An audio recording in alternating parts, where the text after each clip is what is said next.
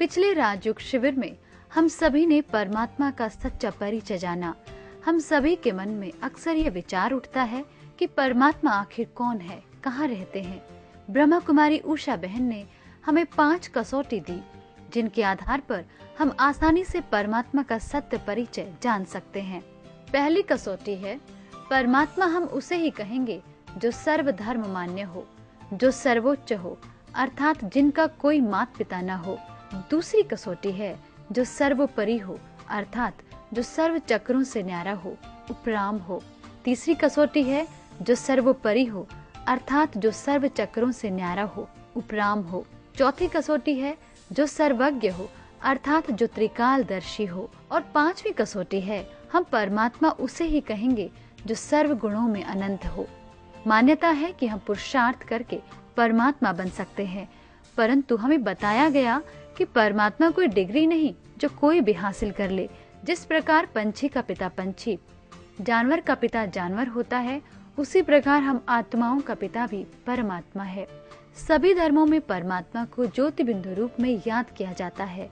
हिंदुओं में हम ज्योतिर्लिंग रूप में पूजते हैं, मुसलमानों में कहते हैं अल्लाह नूर है, सिख धर्म में कहा जाता है एक ओंकार निराकार, और ईसाई धर्म में परमात्मा के लिए कहते हैं गॉड इज लाइट। परमात्मा का सर्वव्यापकता का सिद्धांत भावनात्मक रूप से सत्य है, लेकिन सैद्धांतिक रूप से सत्य नहीं है। आज के राजयोग शिविर में हम जानेंगे कि कैसे अपनी आत्मा की डोर परमात्मा से जोड़ें, अर्थात राजयोग के विषय में ज्ञान प्राप्त करेंगे। ओम शांति।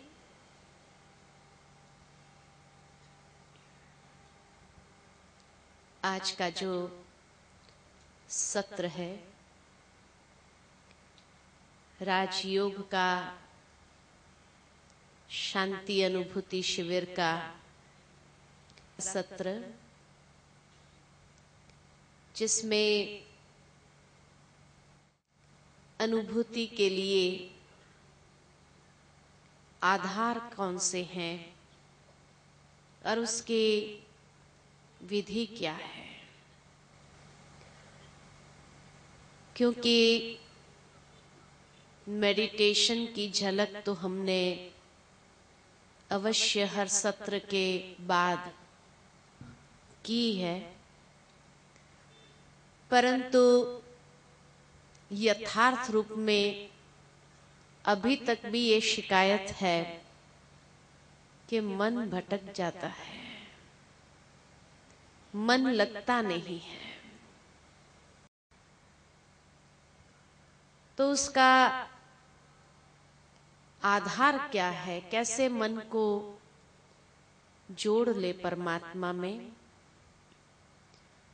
तो ये राजयोग को कहा जाता है कि एक यात्रा है, ये मन की यात्रा है, और जहां मन को हमें ले चलना है। क्योंकि मन के लिए कभी कोई बंधन नहीं बन सकता, न समय न स्थान। लेकिन इस रूहानी यात्रा में, आध्यात्मिक यात्रा में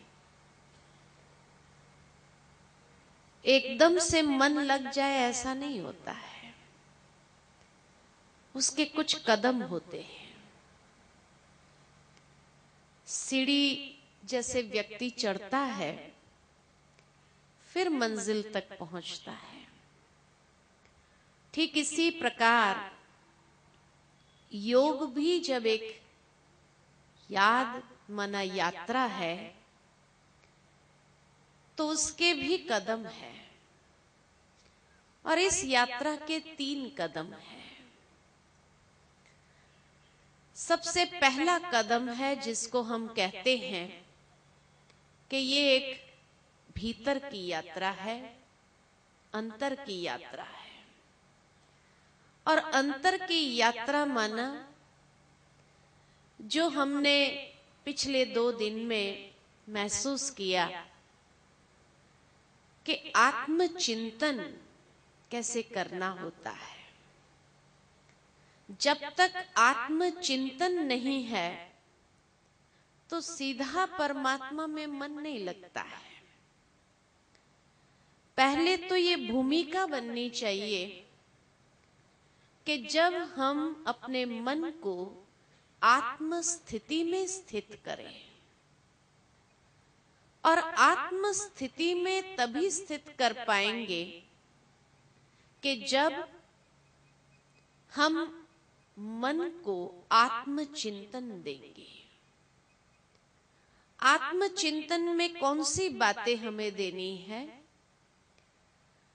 तो जो आत्मा के 7 गुण बताए, ये 7 गुणों का स्वरूप बनना और इन 7 गुणों में मन को स्थिर करना है।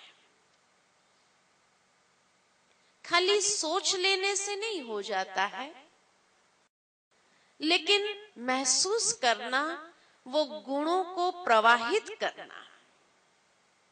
जितना हम ये गुणों को प्रवाहित होने देते हैं, उतना ही हम अपने आसपास एक ओरा तैयार करते हैं। क्योंकि जैसा चिंतन वैसा जीवन। तो चिंतन जैसे जैसे इंसान करता जाता, जिस क्वालिटी का चिंतन होता है, वैसे ही एक एनर्जी लेवल अपने आसपास तैयार करता है। तो मेडिटेशन के लिए बहुत शुद्ध प्रकार का एनर्जी लेवल हमें अपने आसपास तैयार करना पड़ेगा। जिस प्रकार कोई विमान को भी उड़ना हो तो कुछ समय तक धरती पर उसको दौड़ाते हैं ताकि उसकी गति आ जाए। जब तक वो गति नहीं पकड़ता तब तक वो उड़ नहीं पाता है। ठीक इसी प्रकार अगर मन को भी हमें ये यात्रा पर ले चलना है, ईश्वर की ओर उसको उड़ाना है, तो उसके लिए भी कुछ समय हमें एक गति पकड़नी होती है। और आत्मचिंतन ये माध्यम है कि हम अपने बेस को तैयार करते हैं। मैं चाहती हूं कि मेरा मन उस परमात्मा के सानिध्य में जाए, लेकिन सबसे पहली बात कि मेरा मन शांत ही नहीं हो रहा है। मेरे मन के अंदर इतने कारोबार के विचार दौड़ रहे हैं, तो वो ईश्वर के तरफ कहां से जाएगा? जैसे वो एक कहानी है कि एक व्यक्ति रात में सोचा कि मुझे अपनी मंजिल तक पहुंच जाना है, तो अपनी एक छोटी सी नाव में बैठा और सारी रात वो चलाता रहा, लेकिन लंगर उठाया ही नहीं था। तो सुबह देखा वहीं का वहीं है। जब तक लंगर को नहीं उठाए तो आगे बढ़ेगा कैसे? ठीक इसी प्रकार अगर हम अपने मन और बुद्धि का लंगर देहधारियों की बातें, देह के कारोबार की बातों में फंसा के रखेंगे और फिर मैं सोचूं कि मैं अपने मन को परमात्मा की ओर ले चलूं, ये संभव नहीं है। इसलिए कुछ समय तक अपने मन को बाह्य सभी बातों से छुड़ाना पड़ेगा, डिटैच करना पड़ेगा। और जब बाह्य सभी बातों से हम उसको डिटैच करेंगे और फिर एक कॉन्शियसनेस में अपने आप को स्थित करेंगे कि मैं ये देह नहीं, लेकिन इस देह में विराजमान एक चैतन्य शक्ति आत्मा हूं। और ये खाली सोचना नहीं है, लेकिन अंतर चक्षु से उसको देखना है। और जितना ये स्पष्ट दृश्य हमारे सामने है कि मैं एक प्रकाश पुंज, एक ज्योति पुंज आत्मा हूं, इसको आप महसूस करेंगे उतना हमारा देह और देहधारी देह के कारोबार से लंगर छूटेगा। इसीलिए तो भगवान ने श्रीमद् भगवद गीता में अर्जुन को भी यही कहा कि तुम स्वयं को आत्मनिश्चय करो। जब तक वो कॉन्शियसनेस ही नहीं है कि मैं एक आत्मा हूं, मैं देह समझ करके भगवान को याद करने का प्रयत्न कर रही हूं, तो कैसे ये कनेक्शन जुटेगा? इसलिए स्वयं को आत्मनिश्चय करके जब हम बैठते हैं, उसके बाद आत्मा के गुणों का चिंतन करना। उदाहरण के तौर पर एक व्यक्ति घर के अंदर साधारण कॉन्शियसनेस में है तो हर काम करता रहता है। बगीचे में भी काम करेगा तो कोई और सफाई का काम भी अपने घर का होगा, करेगा। लेकिन जिस वक्त वो सुबह तैयार होता है और मानो वो डॉक्टर है, उसको ये रटना नहीं पड़ता है कि मैं डॉक्टर हूं, मैं डॉक्टर हूं, मैं डॉक्टर हूं, स्मृति में स्थित करने के लिए। लेकिन जैसे ही वो तैयार होने लगता है हॉस्पिटल जाने के लिए, कि उसकी स्मृति में वो सहज ही आ गया कि मैं डॉक्टर हूं, कि उसकी स्मृति में वो सहज ही आ गया कि मैं डॉक्टर हूं। और उस वक्त उसको कौन याद आएगा? घर का कारोबार याद आएगा? बगीचा याद आएगा? नहीं। जैसे ही उसने अपने आप को तैयार करना शुरू किया कि उसको हॉस्पिटल याद आएगा, पेशेंट याद आएगा, दवाइयां याद आएगी, किस पेशेंट का ऑपरेशन है ये याद आएगा। तो जिस स्मृति में उसने अपने आप को स्थित किया कि मैं डॉक्टर हूं, तो उससे संबंधित सारी बातें याद आती है। उस वक्त उसको अपने बच्चे याद नहीं आते हैं, उस वक्त उसको बगीचा याद नहीं आता है, उससे उसकी बुद्धि समेट लिया उसने। और जहां उसको जाना है, जिस कार्य के लिए उसको जाना है, उससे संबंधित बातें स्वतः ही दिमाग के अंदर आने लगी। और धीरे धीरे जैसे जैसे वो बातें याद आती है, वो स्वरूप उनका बनता जाता है, ऑफिशियल। और इसीलिए हॉस्पिटल पहुंचते ही वो अपने असिस्टेंटों के साथ कोई फालतू बातें नहीं करेगा, उसमें समय वेस्ट नहीं करेगा, लेकिन जाते ही ऑफिशियल रूप में वो अपने कारोबार को आरंभ कर देगा। फलाने पेशेंट को ये दिया, राउंड पर चलाने जाता है, एक एक पेशेंट को क्या देना है क्या नहीं देना है, उस बात को फोकस करते हुए उसी हिसाब से वो दवाई ट्रीटमेंट आदि देना आरंभ कर देता है। तो उसके लिए उसको रटना नहीं पड़ता कि मैं डॉक्टर हूं, मैं डॉक्टर हूं, मैं डॉक्टर हूं। नहीं, ये स्मृति में बात आ गई कि उससे संबंधित ही विचार उसके मन के अंदर चलना आरंभ हो जाते हैं। इसी प्रकार जब मैं आत्मा हूं, ये स्मृति में बात आ जाए तो उससे संबंधित ही विचार मन के अंदर आरंभ हो जाते कि मैं आत्मा कैसी हूं, मैं एक शुद्ध पवित्र हूं। तो उस स्वरूप में अपने आप को देखो। जैसे वो डॉक्टर वो पेशेंट को देखना चालू करता है अपने अंतर चक्षु से कि ये पेशेंट का आज ऑपरेशन है, ये पेशेंट की आज उसको ये ट्रीटमेंट देनी है, ये पेशेंट को आज डिस्चार्ज करना है, वो एक एक पेशेंट का चेहरा उसके सामने आने लगता है, उसमें कहीं गलती नहीं होती है।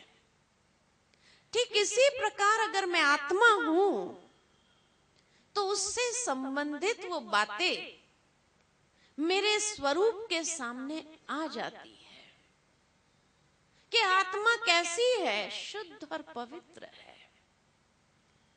उसका स्वधर्म क्या है, तो शांति है। रोज रोज मुझे याद दिलाने की आवश्यकता नहीं, लेकिन जैसे ही मैं उस स्वरूप में अपने आप को अंतर चक्षु से देखती हूं, तो वही स्वरूप मेरा स्पष्ट होता जाता है। और जैसे जैसे वो स्वरूप स्पष्ट होता जाता है, तो वो संकल्पों के आधार से वो प्रकंपन मेरे आसपास फैलने लगते हैं, और उस प्रकंपन के आधार पर एक कवच तैयार हो जाता है। वही मेरा कवच है जो मेरी वास्तविकता है। जब मैं देखती हूं कि मैं शांत स्वरूप हूं, तो मेरे आसपास शांति के प्रकंपन, वो एनर्जी लेवल प्रवाहित होने लगता है, जिसको कहा एक ओरा। और उस ओरा में स्वयं को स्थित करके कुछ क्षण आप महसूस करो, तो देखेंगे कि वो ओरा इतना पावरफुल हो जाएगा कि कभी कभी सारा दिन तक वो ओरा आपका रहता है, और कई प्रकार की मुसीबतों से बच जाते हैं। मुझे याद आता है कि एक बार एक भाई थे जो डॉक्टर थे, सुबह रोज मेडिटेशन के लिए आते थे आश्रम पर। वैसे शहर में वो नामी ग्रामी इसलिए थे कि ये डॉक्टर बहुत गुस्से वाला है। सभी जानते थे कि थोड़ी भी कोई गलती वो सह नहीं सकता था, इतना उसको गुस्सा आ जाता था। इसलिए कई लोग उससे डरते थे। उसको खुद को भी मालूम था अपनी कमजोरी, और इसीलिए किसी ने उसको कहा कि क्यों नहीं मेडिटेशन करके अपने स्वभाव को थोड़ा शांत बनाओ, थोड़ा वो शांति की शक्ति से अपने आप को चार्ज करो। हर रोज आने लगे आश्रम पर, और रोज उसके मन के अंदर यही वो स्वयं को उस संकल्प में, उस स्वरूप में स्थित करता था कि मैं एक शांत स्वरूप आत्मा हूं, मेरा स्वधर्म शांति है। जैसे जैसे ये चिंतन देना आरंभ किया, उसके अंदर धीरे धीरे एक परिवर्तन आता था। लेकिन फिर भी उनका स्टाफ सब उनसे डरते थे, बहुत एक्यूरेट रहते थे हर बात में। लेकिन इंसान है, कभी तो कुछ न कुछ गलतियां हो जाती है। कोई एक इमरजेंसी पेशेंट आया, और उस पेशेंट के तुरंत ऑपरेशन करने की आवश्यकता थी। उस दिन मेडिटेशन जब किया और आश्रम से जब गया, तो उस दिन पता नहीं उसके मन के अंदर क्या आया कि आज सारा दिन मुझे ये शांति के स्वरूप को ऐसा बनाना है कि मुझे बिल्कुल आज के दिन गुस्सा नहीं करना है। अब जिस दिन व्यक्ति संकल्प करता है, उसी दिन परीक्षा आती है। तो जैसे ही वो इमरजेंसी केस आया, और उसने अपने एक असिस्टेंट को कहा कि इसको इंजेक्शन लगाना है। वो नाम बोला इंजेक्शन का, कौन सा इंजेक्शन लगाना है, और वो खुद ही हाजिर रहा उसको इंजेक्शन लगाने के लिए। असिस्टेंट ने नर्स को बोला, अब कहां कम्युनिकेशन गैप हो गया पता नहीं चला। तो जो इंजेक्शन उन्होंने कहा था, उसके बदले उसने कुछ यह ठीक से सुना नहीं, तो दूसरा इंजेक्शन भर के दे दिया। वो इमरजेंसी पेशेंट है। जैसे ही डॉक्टर ने हाथ में इंजेक्शन लिया और उसका कलर देखा, कि उसको तुरंत अंदर में आया कि ये शायद गलत इंजेक्शन है। उसने तुरंत नर्स को बुलाया, कौन सा इंजेक्शन है। उसने बताया। उस वक्त वो असिस्टेंट ने कहा, मैंने ये इंजेक्शन थोड़ी कहा, ये इंजेक्शन कहा था आपको। अब सब कांपने लगे कि आज तो डॉक्टर साहब बहुत गुस्सा होंगे, इतने अंदर से कांपने लगे, लेकिन अच्छा हुआ कि वो इंजेक्शन लगाया नहीं था। उसी समय वो इंजेक्शन वहां छोड़ करके अपने आप दूसरा जो इंजेक्शन लगाना था लगा करके उसको लगा करके निकल गए, ऑपरेशन में चले गए। ऑपरेशन के बाद भी नर्सेस और वो असिस्टेंट डॉक्टर कांप रहे थे, आज तो हमारी छुट्टी हो जानी है।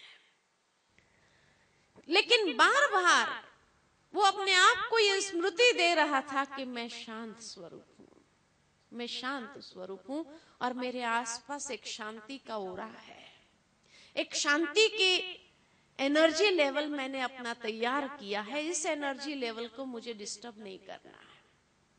1 घंटा हो गया, 2 घंटा हो गया, जब डॉक्टर साहब ने गुस्सा ही नहीं किया तो हिम्मत जुटाते असिस्टेंट डॉक्टर क्षमा मांगने आए कि माफ करना मुझे, लेकिन आज आपको गुस्सा कैसे नहीं आया ये मैं जानना चाहता हूं। तब उन्होंने उसको बिठाया और कहा, आज सुबह ही मैंने संकल्प किया था कि आज मुझे गुस्सा नहीं करना है, और आज ही मेरे सामने परीक्षा आई, तो परीक्षा में तो पास होना पड़ेगा ना। तो देखा जाता कि जब इंसान अपने आप में जितना ये चिंतन के माध्यम से एक ऐसा एनर्जी लेवल, क्योंकि हर संकल्प में शक्ति है, तो वो शक्ति जितनी प्रकंपित होती है उतना सचमुच वो हमारे लिए कवच का कार्य करता है, और वो एक ऐसा कवच बन जाता है जो कई प्रकार की कठिनाइयां या कई प्रकार की समस्याओं से हम बच जाते हैं।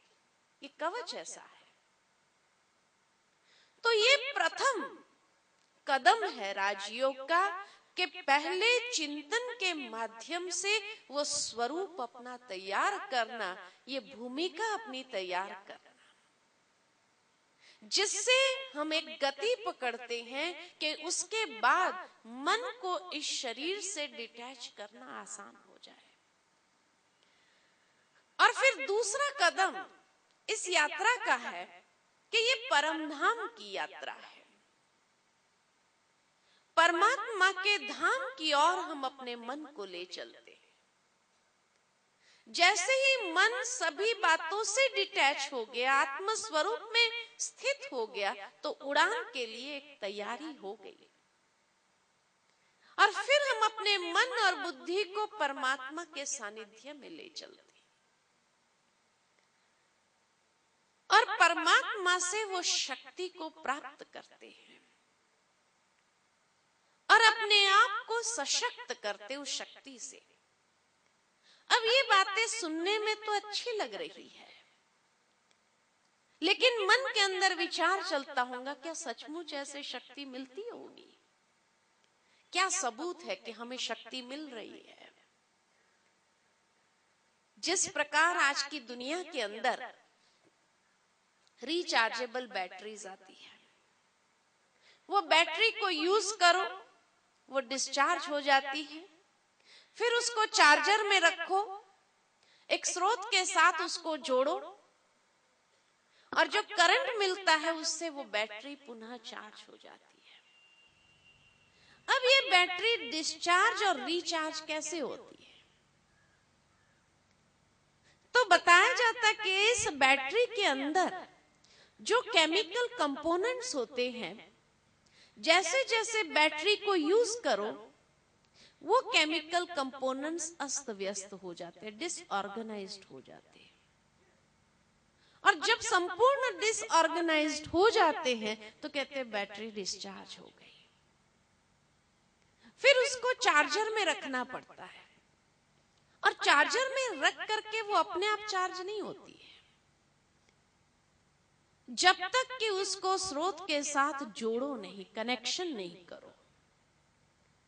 और जब कनेक्शन किया वो करंट आता है, वो करंट दिखाई नहीं पड़ता है, लेकिन जैसे वो करंट मिलता है तो उस करंट से वो केमिकल कंपोनेंट्स रीऑर्गेनाइज्ड हो जाते हैं, सुव्यवस्थित हो जाते हैं, और जब संपूर्ण रीऑर्गेनाइजेशन हो गया तो बैटरी चार्ज हो गई। संपूर्ण रीऑर्गेनाइजेशन में कुछ घंटे जरूर लगते हैं, जैसी जैसी चार्जर की कैपेसिटी होती है। ठीक इसी प्रकार मेडिटेशन भी चार्जर है। और आज के युग के अंदर आत्मा की बैटरी भी डिस्चार्ज हो गई है। कैसे पता चला कि आत्मा की बैटरी डिस्चार्ज हो गई है? तो हमारे भी भीतर की जो मैकेनिज्म है, जो भीतर के कंपोनेंट है, वो एक दूसरे के साथ सुव्यवस्थितता में चल नहीं रहे। मन के अंदर कभी कभी बहुत सुंदर विचार आते हैं, लेकिन भावनाएं कुछ और बह रही है, कुछ और कह रही है। तो वृत्ति कुछ और है, दृष्टि में कुछ और दिखाई दे रहा है, वाणी में कुछ और निकल रहा है, कर्म में कुछ और है, व्यवहार में कुछ और है। कहां भी सुसंवादिता नहीं है, कहां भी सुव्यवस्थितता नहीं है। और इसीलिए कभी कभी व्यक्ति अपने आप को ही समझ नहीं पाता है, कैसा क्यों हो रहा है? विचार तो मेरे बहुत अच्छे चल रहे हैं, भावनाओं में पता नहीं एक रूखापन आ गया है, ये वाणी कुछ और निकल रही है, मनोवृत्ति में कुछ और बात है। तो कहीं पर भी सुसंवादिता, ऑर्गेनाइजेशन नहीं है। और इसीलिए कई बार व्यक्ति जैसा सोचता है वैसे वो बोल नहीं पाता है, वैसे वो कर नहीं पाता है, वैसी उसकी भावनाएं नहीं होती है। तो अंदर ही अंदर एक युद्ध चलता है। ऐसा क्यों हो रहा है? ऐसा क्यों हो रहा है? और जब ये युद्ध चलता है तो फ्रस्ट्रेशन क्रिएट हो रहा है। और इसलिए कभी कभी व्यक्ति कहता भी है, आज पता नहीं बहुत दुविधा वाली स्थिति है, करूं न करूं। मन तो कहता है ये करो, लेकिन भावनाएं साथ नहीं दे रही है, वृत्ति कुछ और कह रही और दृष्टि में कुछ और दिखाई दे रहा है, कर्म मेरे कुछ और हो रहे हैं, गलतियों पर गलतियां हो रही है, पता नहीं क्यों ऐसा हो रहा है। और इसलिए जब इस प्रकार की सुव्यवस्थितता कहीं दिखाई नहीं देती है तो व्यक्ति अपने आप को भी समझ नहीं पाता है। मेडिटेशन ये चार्जर है, लेकिन मेडिटेशन का मतलब ये नहीं कि जब हम बैठेंगे तो हमको कुछ दिखाई देने लगेगा। कई लोग मेडिटेशन को गलत समझते हैं, सोचते हैं कि जैसे हम मेडिटेशन में बैठेंगे कहीं हमको भगवान की आकृति दिखाई देंगी, कहीं हमको ये दिखाई देगा, वो दिखाई देगा। मेडिटेशन माना कुछ दिखाई नहीं देता है, लेकिन परमात्मा से शक्ति को प्राप्त करना है। उस स्रोत से अपने आप को जब जोड़ते हैं तो उससे शक्ति प्राप्त होती है। और शक्ति प्राप्त हो रही है, उसका प्रमाण क्या? तो धीरे धीरे एक सुव्यवस्थितता अपने अंदर आने लगती है। हमारे मन की गति भी शांत होती है, लेकिन सुव्यवस्थित है। जो फालतू की बातें हैं वो बातें धीरे धीरे खत्म हो जाती है। जहां हमारी एनर्जी वेस्ट हो रही थी, जो हमें भीतर से अस्वस्थ कर रहा था, वो बातें सब कटने लगती है और हमारी मन के विचारधारा अनेक दिशाओं में भटकने के बजाय एक सुव्यवस्थित ढंग से चलने लगती है। जैसा सोचते हैं वैसी हमारी भावनाएं उसको साथ देने लगती है, वैसी हमारी मनोवृत्ति बनने लगती है, वैसी हमारी दृष्टि और हमारे वाणी निकलने लगती है, और वैसा ही हमारा कर्म और व्यवहार जीवन में होने लगता है। कहीं पर भी वो दुविधा वाली बात नहीं रहती, क्योंकि हर कंपोनेंट एक दूसरे के साथ सुव्यवस्थित रीति से चलने लगते हैं। एक सुसंवादिता में आ जाते हैं, एक हार्मनी में आ जाते हैं, और उस वक्त हमें अपने जीवन में भी इतना सुकून मिलता है। तो ये सुकून कैसे मिला? ये जो दुविधा थी वो खत्म कैसे हुई? यही प्रमाण है कि परिवर्तन जो आया, वो शक्ति मिली, तभी ये परिवर्तन महसूस कर रहे हैं। बैटरी जब डिस्चार्ज है तो कई प्रकार की कमजोरियों के वश है, कि जब इंसान कह देता है कि मेरे अंदर और कोई कमजोरी नहीं, बस मुझे गुस्सा बहुत जल्दी आता है, तो गुस्सा आना ये कमजोरी है ना, तो बैटरी डिस्चार्ज हुई है ना, तभी तो अपने आप को कंट्रोल नहीं कर सकता है इंसान। कभी गुस्सा आ रहा है, कभी ईर्ष्या आ रही है, कभी द्वेष आ रहा है, कभी कोई ऐसी उल्टी सीधी नेगेटिव भावनाएं आ रही है, तभी तो व्यक्ति अपने आप से कभी कभी परेशान होता है, और उसमें फिर अपने काम की जो बातें हैं वो भूल जाने लगते, कहते पता नहीं ये भूलने की बीमारी कहां से आ गई, मन एकाग्र नहीं हो पा रहा है, छोटी छोटी बातें सहन नहीं होती है। ये सब क्यों होता है? क्योंकि बैटरी डिस्चार्ज हुई। ये प्रमाण है कि बैटरी डिस्चार्ज है। तो जैसे जैसे बैटरी चार्ज होती है तो शक्ति आती है, तो वो कमजोरी दूर होती है। जो छोटी छोटी बातों में गुस्सा आता था वो गुस्सा नहीं आता है, सहन शक्ति बढ़ने लगती है, एकाग्रता की शक्ति बढ़ने लगती, अपने काम की बातें याद आने लगती है। ये खुद भी महसूस करते हैं और हमारे आसपास जो होते हैं वो भी महसूस कर पाते हैं कि जब से उसने मेडिटेशन शुरू किया है ना, इसमें काफी परिवर्तन आया है, उसका स्वभाव शांत होता जा रहा है और उसके मन की एकाग्रता बढ़ने लगी, उसके अंदर एक स्थिरता आने लगी है, वो जो कार्य करते हैं एक्यूरेट करने लगे हैं। तो इसका मतलब भीतर के कंपोनेंट जो है सुव्यवस्थित होने लगे हैं, और इसलिए ये प्रत्यक्ष स्वरूप में ये बातें खुद भी महसूस करते हैं और दूसरे भी महसूस कर पाते हैं। ये परिवर्तन, ये प्रमाण है कि मुझे मेडिटेशन में शक्ति प्राप्त हुई है। नहीं तो व्यक्ति कितना भी कंट्रोल करना चाहे नहीं कर पाता है। शक्ति चाहिए, उसको कंट्रोल करने की भी एक शक्ति चाहिए।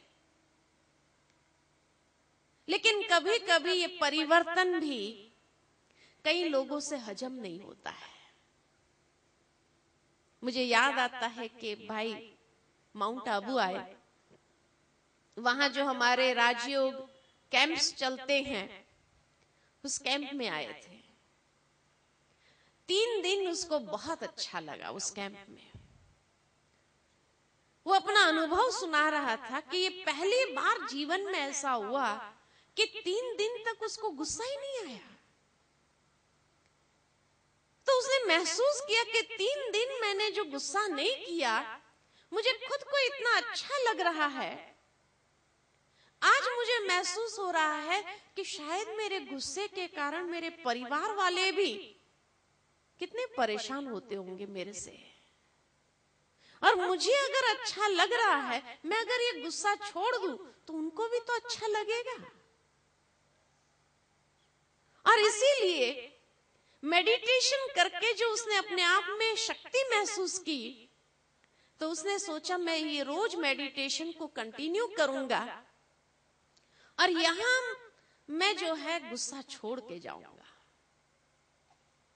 स्वाभाविक रीति से ऐसा हुआ कि जब आदरणीय दादी जी मिले, दादी जी ने सहज भाव से ये पूछ लिया, क्या छोड़ के जा रहे हो, क्या लेकर के जा रहे हो?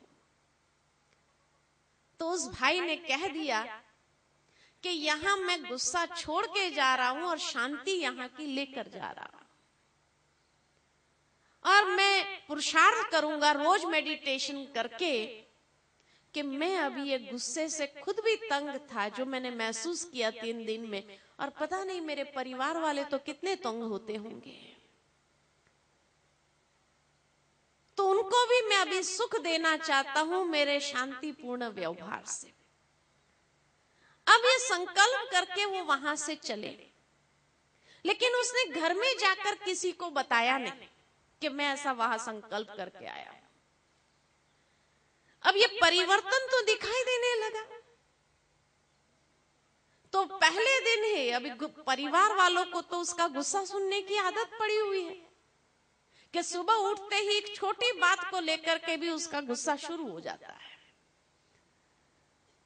तो पहले दिन बड़ा शांति से उठा, कोई चीजें नहीं भी मिली तो शांति से उसने मांगी, गुस्सा नहीं किया। तो परिवार वालों को वही क्या हो गया, इसको ठीक है या नहीं है, ये गुस्सा क्यों नहीं कर रहा है, आज शांति से हर चीज मांग रहे हैं।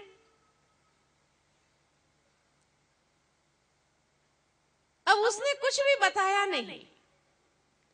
तो पहला दिन तो बहुत अच्छा गया, उसको बिल्कुल गुस्सा नहीं आया। दूसरे दिन उसके परिवार वाले थोड़े अस्वस्थ हो गए थे, सारे दिन उसका गुस्सा नहीं सुनने को मिला।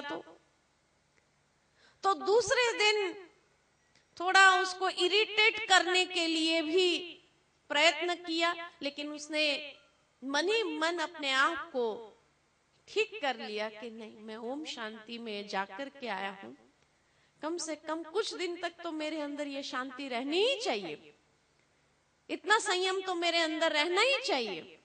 और इसलिए जब उसको कोई इरिटेट करने का प्रयत्न करता था तो भी अंदर ही अंदर वो कहता था ओम शांति, ओम शांति, और अपने आप को शांत कर लेता था, ठीक कर लेता था। दूसरे दिन सुबह जल्दी उठ करके मेडिटेशन में बैठा।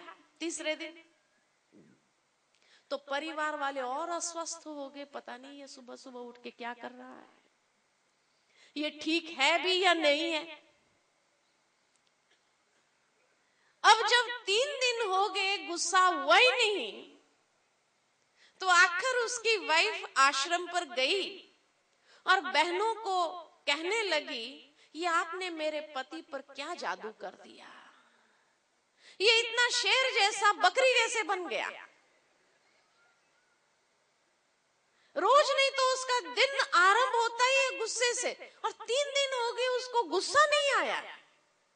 अभी गुस्सा नहीं आया तो अच्छी बात है ना, तुम्हारे गृहस्थ में कितनी शांति हो गई, सुख हो गया। तो कहते नहीं, मुझे ऐसी शांति नहीं चाहिए। तो इतना डर गई कि पता नहीं है ब्रह्मा कुमारियों ने क्या जादू कर दिया। आखिर जब वो भाई को पता चला कि मेरे गुस्सा न करने से ये लोग इतने अस्वस्थ हो गए हैं, तो उसने अपनी वाइफ से कहा कि मैं जो वहां गया था, वहां इतना स्वर्ग जैसे शांति का अनुभव किया, और इसीलिए मैंने तो ऐसा संकल्प किया था कि शायद तुम लोगों को भी अच्छा लगेगा, लेकिन मेरा परिवर्तन शायद आप लोगों को हजम नहीं हुआ, रास नहीं आया। ऐसा करता हूं कि अगली शिविर में आपको भी साथ लेके चलता हूं, ताकि आप भी महसूस करो उसको। दूसरी शिविर में वो अपने वाइफ को लेकर के आया। जब उसने देखा कितनी शांति है, शांति से हर कारोबार चल सकता है, कितना स्वर्ग जैसा अनुभव होता है, तब उसको तसल्ली हुई कि नहीं, मेरा हस्बैंड जो है नॉर्मल है, वो एबनॉर्मल नहीं हो गया है। सोचने की बात है कि व्यक्ति जब गुस्सा करता है तब वो एबनॉर्मल कहलाता है, और जब गुस्सा नहीं करता है तो नॉर्मल कहलाता है।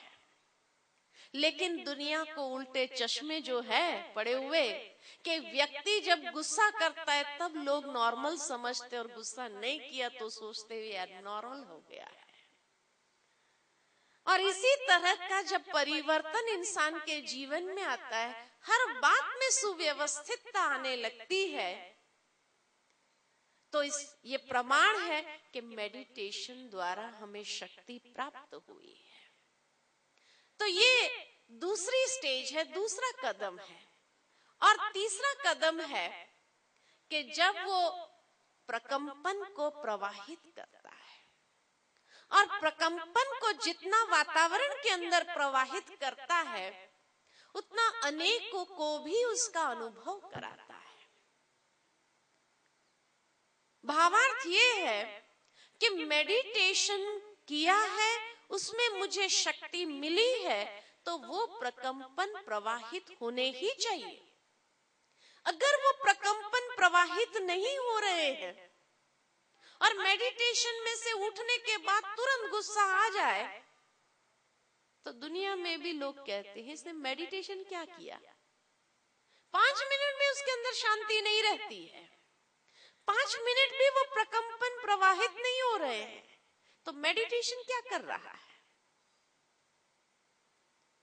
इसीलिए तो कई बार देखा जाता कि कई लोग जब पूजा पाठ करके उठते हैं और उठने के साथ ही कोई चीज नहीं मिली तो एकदम गुस्से में आ जाते हैं। तो आजकल के बच्चे भी क्या कहते हैं माँ बाप को, आप पूजा क्या कर रहे थे, पूजा में भी यही चल रहा था क्या।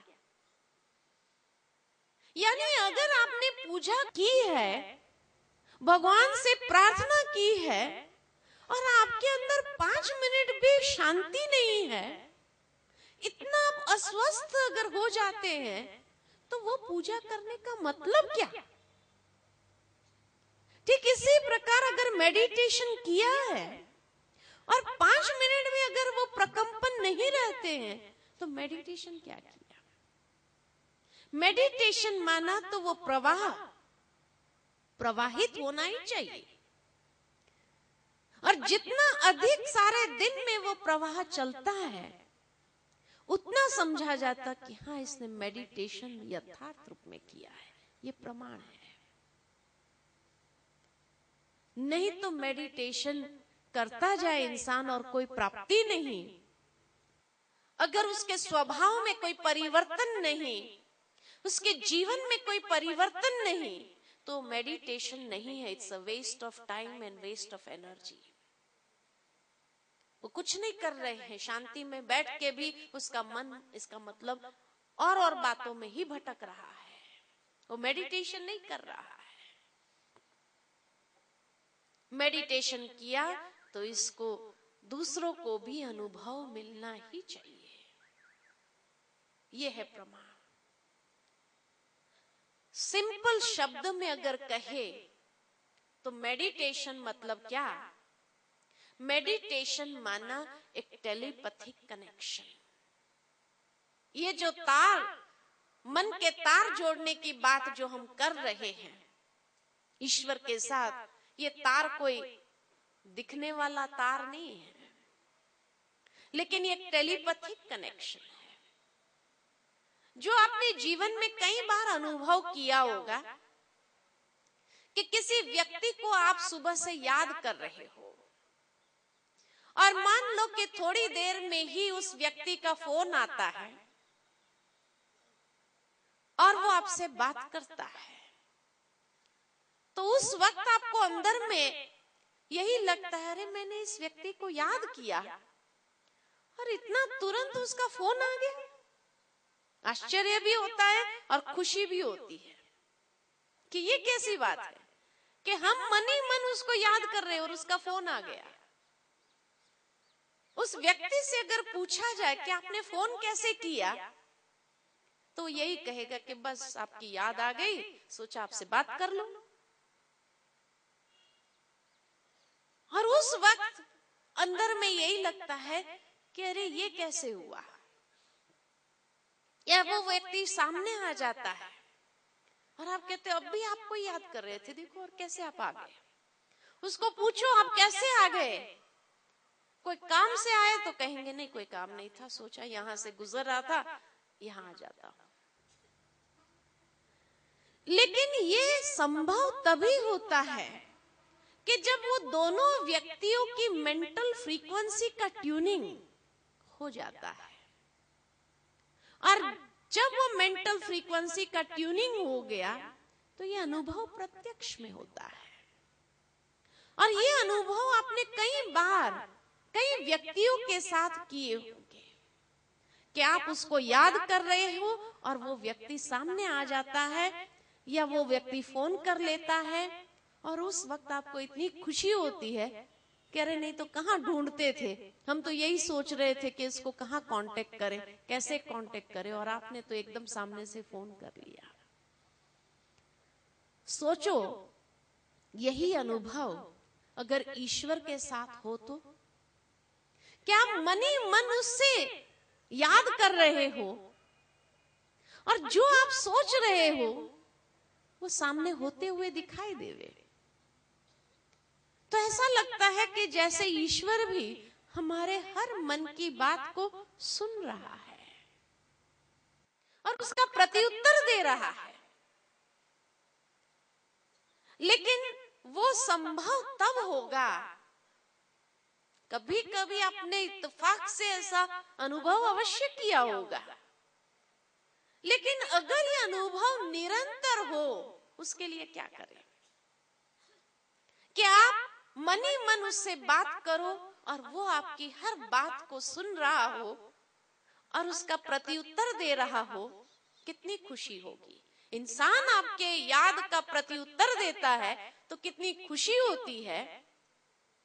सोचो, भगवान आपके याद का प्रत्युत्तर दे तो कितनी खुशी होती है। यही मेडिटेशन है। लेकिन यह अनुभव संभव तब है जब या तो उसको मेरे मानसिक स्तर तक आना पड़े, तभी ट्यूनिंग हो सकता है, या मुझे अपनी मानसिकता को ऊपर उठाना पड़े उसके स्तर तक, तभी ये ट्यूनिंग संभव है। और ये हो सकता है, ऐसे नहीं कि नहीं हो सकता। अब वो मेरे स्तर तक आए, ये संभव नहीं है। मुझे ही अपनी मानसिक स्तर को ऊपर उठाना होगा उसके स्तर तक, ताकि ये कनेक्शन सहज हो जाए, ये ट्यूनिंग सहज हो जाए। और ऊपर उठाना माना क्या? तो जो बॉडी कॉन्शियसनेस है, देह अभिमान है, ये देह अभिमान से अपने मन और बुद्धि को ऊपर उठाना, स्वयं को आत्म स्थिति में स्थित करना। इसीलिए कहा कि आत्म स्थिति ये बेस बन जाता है, क्योंकि व्यक्ति जब देह अभिमान में होता है तो कैसे पता चलता है? कई बार हम किसी को देख करके कहेंगे ये व्यक्ति बड़ा अभिमानी है। कैसे पता चला कि ये व्यक्ति बड़ा अभिमानी है? उसके बोल चाल व्यवहार, उसमें क्या होता है? रफनेस होती है, स्मूथनेस नहीं होती है। बोल चाल में गुस्सा होगा या चिड़चिड़ापन होगा, तो जब वो ईर्ष्या द्वेष, किसी के लिए उल्टी सीधी बातें कर रहा हो, तो कहेंगे उसको अपना अभिमान इतना है जो दूसरे की अच्छाई तो वो देख ही नहीं पाता है। तो जब नेगेटिव बातें आ जाती है स्वभाव के अंदर, तो हम कहते हैं ये व्यक्ति बड़ा देह अभिमानी है, बॉडी कॉन्शियसनेस में। तो आत्म स्थिति में स्थित है, उसका प्रमाण क्या? आत्म स्थिति में स्थित होना माना हमारे बोल चाल व्यवहार आदि सब में वो आत्मा के साथ गुण प्रवाहित हो रहे हैं। शांति, आनंद, प्रेम, सुख, शुद्धि, ज्ञान, ये जब प्रवाहित हो रहा होता है तो कहते ये व्यक्ति तो जैसे अल्लाह लोग है, दिव्य है, आज की दुनिया का इंसान जैसा नहीं लग रहा है, कोई फरिश्ता लग रहा है, ऐसे टाइटल देने लगते हैं। तो आत्म स्थिति में जितना हम सारा दिन स्थित करेंगे अपने मन को, और वो गुण नित्य नेचुरल रूप से प्रवाहित हो रहे हैं, तो ये है आत्म स्थिति। ये बेस है, यानी मानसिकता को ऊपर उठाया है उसके स्तर तक। कोई भी दो वायर का कनेक्शन करना हो तो दोनों का रबर उतारने की आवश्यकता है, उसके बाद ही वायर जुड़ सकता है और तब करंट पास हो सकती है। तब तक करंट पास नहीं। एक का रबर उतारा हो, एक का रबर न उतारा हो तो करंट पास होगी? कभी नहीं होगी। ठीक इसी प्रकार परमात्मा को कोई आवरण नहीं है, कोई रबर नहीं है। और हम इंसानों को कितने आवरण चढ़े हुए हैं, देह के, संबंधों के, पदार्थों के कितने आवरण चढ़े हुए हैं। सबसे बड़ा रबर तो यही देह अभिमान का चढ़ा हुआ है। तो ये देह अभिमान का रबर उतारना माना स्वयं को आत्मनिश्चय करना। और जब ये रबर उतारते हैं तो उसके बाद कौन याद आएगा? वो परमात्मा की ही स्मृति स्वाभाविक रीति से आ जाती है। और तब हमारा ये ट्यूनिंग उस परमात्मा के साथ बहुत अच्छी तरह से होने लगता है। और तब हर बात का संकेत हम भी उसका सुन सकते हैं, समझ सकते हैं और वैसा कर सकते हैं। और वो भी हमारे मन की हर बात को सुन सकता है, समझ सकता है। कई बार आपने जीवन में अनुभव किए होंगे कि ईश्वर ने कोई संकेत दिया और आपका मन अगर रिलैक्स स्टेज में है तो उस संकेत को आप समझ सकते हैं आभास के रूप में। और आप बाद में महसूस भी करते हैं कि सुबह सुबह आज मुझे ऐसा आभास हुआ था, लेकिन उसको समझ नहीं पाए थे। जब वो घटना घटती है उस वक्त महसूस होता है कि ईश्वर भी जैसे मुझे कुछ संकेत दे रहा था, लेकिन मैंने उसको समझा ही नहीं। तो ये टेलीपैथिक कनेक्शन दोनों तरफ संभव है। और उस वक्त इतनी खुशी होंगी कि जिसका पारावार नहीं, कि जैसे ईश्वर भी मेरे हर मन की बात को सुन रहा है और जितना ये अभ्यास करेंगे उतना उसके हर संकेतों को भी समझना आसान हो जाएगा। और वो बहुत सुंदर अनुभव है। लेकिन उसके लिए कुछ आधार अवश्य है। इंसान की याद के भी कुछ आधार है। बिना आधार के संबंध नहीं होता है। बिना आधार के आप एक दूसरे की बातों को समझ नहीं पाते। तो वो आधार कौन से हैं? रास्ते में आप चल रहे हैं, आपको हजारों व्यक्ति मिलते हैं, हर एक को थोड़ी याद करते हैं। किसको याद करते हैं? किस आधार पर याद करते हैं? तो इंसान को याद करने के चार आधार है। सबसे पहला आधार है परिचय। जहां जिसके साथ आपका थोड़ा बहुत भी परिचय होगा उसी को याद करेंगे। बिना परिचय के आप याद नहीं करेंगे। जब तक आपको ब्रह्मा कुमारी का परिचय ही नहीं था, आपने कभी याद नहीं किया।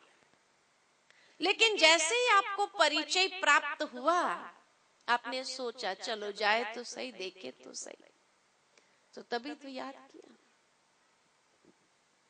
दूसरा आधार है संबंध।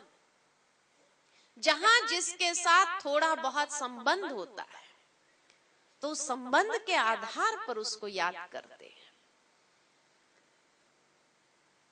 तीसरा आधार है स्नेह, प्यार। स्नेहियों को हम याद करते हैं। जहां जिसके साथ हमारा प्यार है उसको हम याद करते हैं। और चौथा आधार है प्राप्ति। जहां से कुछ मिलने वाला हो, कुछ प्राप्ति होने वाली हो, उसको याद किया जाता है। तो इंसान को याद करने के ये चार आधार है: परिचय, संबंध, स्नेह और प्राप्ति। ये चार आधार पर चार प्रकार की यादें हैं। यादें भी अलग अलग होती है। जहां सिर्फ परिचय है वहां याद कैसी होगी? वहां मेहनत करनी पड़ती है याद करने की। आज मान लो कि हमारे घर में कोई फंक्शन हो और हमें हर परिचित व्यक्ति को बुलाना है, तो हम एक एक को बैठ के याद करेंगे, मेहनत करेंगे, एक लिस्ट तैयार करेंगे ताकि कोई भी छूट न जाए, और एक एक को याद करके उसको इनविटेशन भेजेंगे। तो जहां सिर्फ परिचय है वहां याद भी कैसी है, मेहनत करना पड़ता है। जहां संबंध है वहां याद कैसी है। आज एक मां का बच्चे के साथ संबंध है। मान लो कि बच्चा कहीं हॉस्टल में पढ़ रहा हो और वहां से खबर आ जाए कि बच्चे की तबीयत ठीक नहीं है, तो मां को क्या होगा, वो बच्चे का सताएगी। खाना बना रही होगी, याद किसकी होगी, बच्चे की। वो क्या खा रहा होगा, वो क्या कर रहा होगा, ध्यान रख रहा होगा, नहीं रख रहा होगा, दवाई ठीक लेता होगा, नहीं लेता होगा, कितने विचार चलते हैं। कभी कभी तो इतनी बच्चे की याद सताती है कि रात को नींद भी उड़ जाती है। सारी रात नींद नहीं आती, सोचते रहते हैं। मान लो कि दूसरे दिन बच्चे का फोन आ जाए कि नहीं, अब मेरी तबीयत बिल्कुल ठीक है, आप चिंता नहीं करना, तो भी माँ क्या कहती है, क्या कहती है, क्या कहती है, कहती है बेटा आवाज ठीक नहीं लग रहा है तेरा। उसका हृदय का तार जुड़ा है ना, वो समझ सकती है कि मैं चिंता न करूं इसलिए ये मुझे कह रहा है, बाकी इसका आवाज अभी तक ठीक नहीं लग रहा है। आखिर उसको मन के अंदर होता है मैं एक बार जाती हूँ, उसको देख के आती हूँ, तब उसको जाके शांति होती है। तो जहां संबंध है वहां याद भी कैसी है, सताने वाली याद। जहां स्नेह है, प्यार है, वहां याद कैसी होती है,